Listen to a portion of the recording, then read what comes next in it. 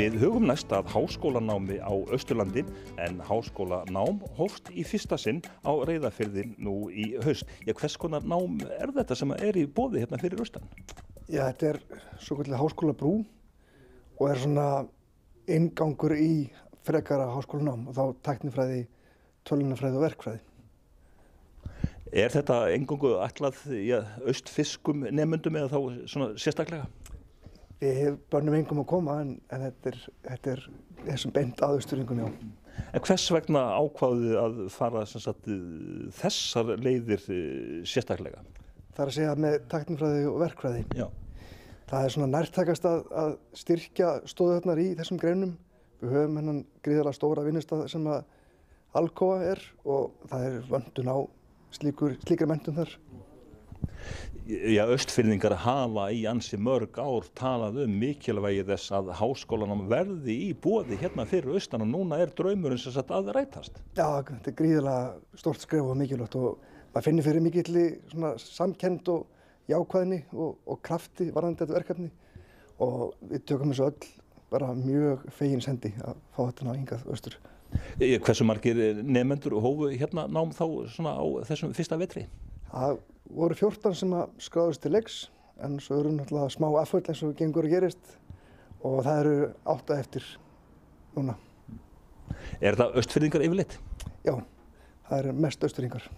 Hvað þýðir það í raun og veru fyrir austfirðinga að geta lært í sinni heimabyggð? Það skiptir gríðarlega miklu máli þar sem að til dæmis að fara til Reykjavíkur ekkert alveg ókeypis. Það leiguverðið í Reykjavík mjög hátt og eins skila fólk sér kannski seint og jafnvel ekki tilbaka. Þannig að það gríðarlega mikilvægt að hafa námið á staðnum og geta verið í sinni heimabyggð og stunda námið sitt.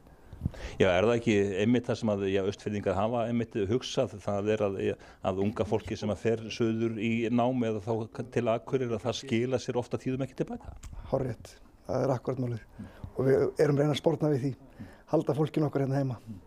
Það eru örfáu dagar liðnir síðan námið hófst. Hvernig svona eru fyrstu skrefin? Þau eru bara frábærir. Það ofsalega hugur í fólki og fólk mjög duglegt, svakalega sinnir þessu vel og tekur þessu fegins hendi og mikill metnaður, mjög mikill metnaður.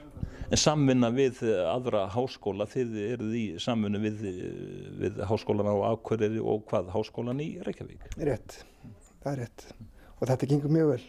Þetta mjög farsælt samstarf og framkvæmdin mjög góð, alveg til fyrirmyndar. Kennslan þetta staðnám í rauninni og allt kennt yfir netið og fólk bara eins og á staðnum, eins og það væri bara í Reykjavík, þannig að þetta alveg magnað. Þannig að fyrirlestrarnir þeir koma frá þessum tveimur skólum?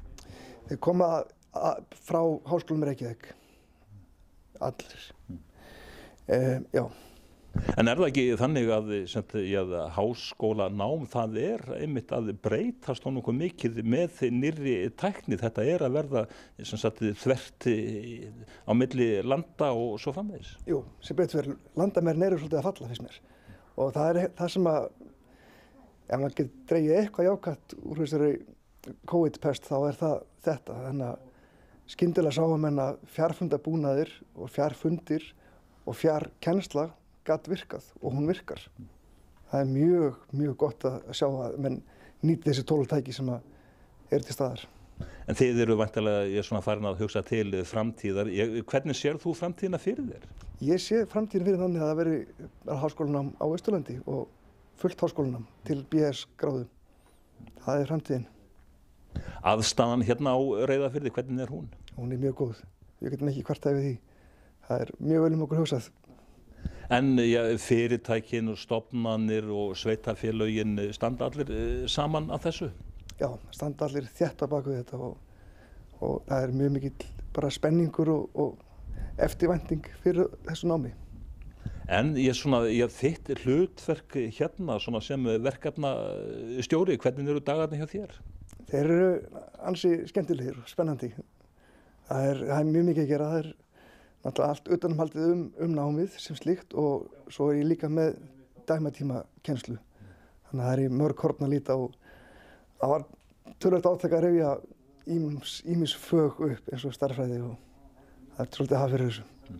En sem sagt, stuðningur þá þessara tveggja háskóla, eru þeir að standa undir þeim væntingum sem var talað? Já, gott betur það hvað mig var þar sko, og nemendur. Það er allt gjörsamlega til fyrirmyndar. En hvað segja nemendurnir svona eftir fyrstu vikurnar? Margir mörgum var brugðið. Umfangið er mikið og þetta er þungt nám og það er mikið keyrsla. Og lang flestir vinna fulla vinnu með, þannig að fólk er að leggja gríðarlega hart að sér. Og já, þetta er meira en að segja það. Það var svolítið bein í nefinu að landa þessu. En þau hafa verið ákveðin að fara í háskólanám sem er þá svona líka ákveðin kostur? Já, þeir eru hér til að læra og maður sér það alveg, það er mikill metnaður.